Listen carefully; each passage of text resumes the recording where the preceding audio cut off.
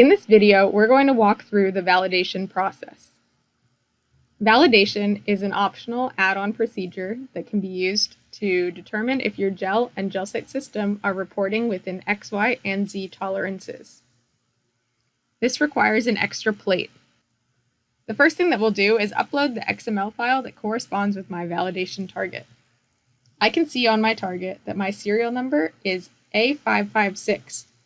So I'm going to upload the XML file for A556. If you need your XML file, you can reach out to support@gelsight.com.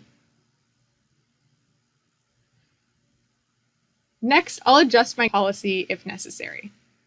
The default thresholds that are in there are the minimums recommended by GelSight, but if your application allows for larger tolerances, you can increase these numbers. And finally, I'll also configure the validation interval. You can either manually click the validate button, or you can configure validation to be a requirement at a specific interval, like daily, weekly, monthly, or after a certain number of scans.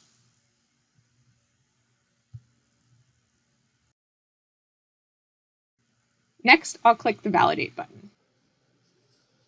Autofocus is going to run, and then I'll be able to scan my validation target.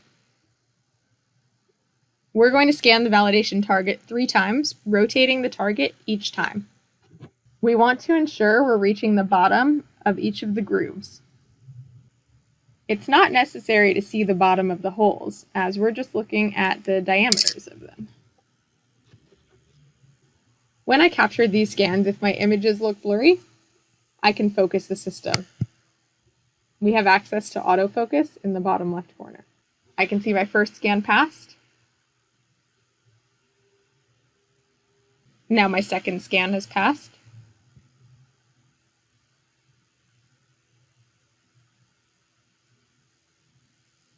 And my third scan has passed. These scans are automatically saved to our default directory, but we can also export the results if we need to save them for further traceability information. Now I can click cancel or I can click accept. I'll click accept and then we're ready to use the system.